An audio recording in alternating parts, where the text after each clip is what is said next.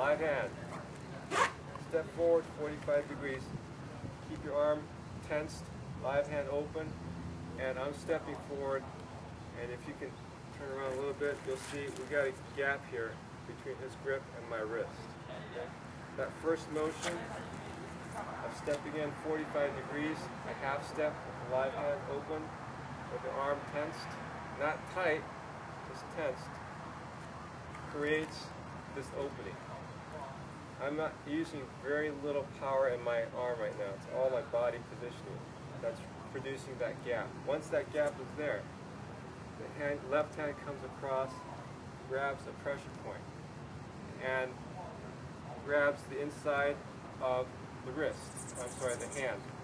Okay? The fingers are placed inside the hand, and the index finger is pointed out.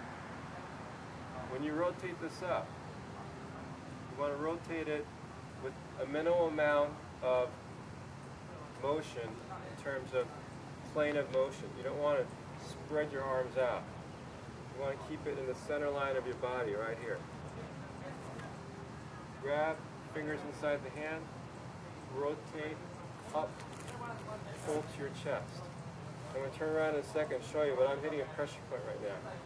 Okay, he's going to tap out. I've already made my first attack. Second attack, break the thumb. I'm going to rotate this so you can see it. Close up. You can see as he's holding on, his thumb is caught on my wrist. I'm going to break that thumb. Then raise the arm, still hitting that pressure point, just tapping out because I got a pressure point which I'll show you in a second. Then raise the knife arm, push down. And I'm in complete control. Okay? In this position, people often say, well, he's going to get back up and punch you, or I'm going to strike you, grab your knee, grab your foot, or do something. Well, I don't think that he did very much at all at this point. And I can just take him straight down there. And there's a lot of things we can do after that. But that's the basic technique, is to get him in this position and control the opponent. Before I did the knife arm, I've done four things.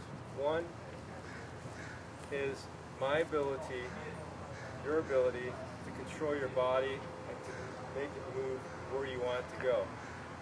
I want to release his grip, and I'm going to release his grip by stepping in 45 degrees with the live hand and releasing that grip, creating that gap. No matter how big he is, you should be able to do this, because you're using body's power. I'm not using my arm to try to push it out. Okay? I'm not stepping out to where my body's out of position, and I'm trying to pull him where the bulk of my body power is over here. I'm using body power, maximizing that, neutralizing his grip, rotating around.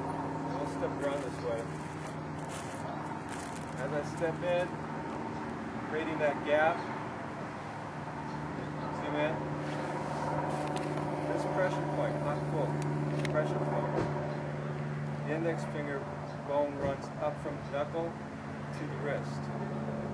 Those two pressure points I'm attacking with first my finger, thumb, tip of my thumb, then the first index of that thumb joint is applied against that index finger.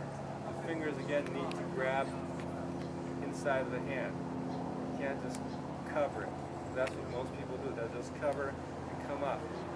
Incorrect, because you're missing the attack right here and this attack. And he'll tap out when it hurts.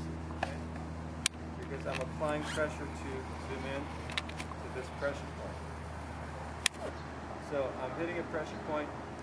He's tapping out already. Attack number one is commenced. 2, come around, keeping the arms close to the body. I still have the pressure point working on his index finger. And the reason why I'm able to break the thumb is because we're being realistic. He's holding out to my hand. Okay, we're not practicing this to where he's got a loose grip.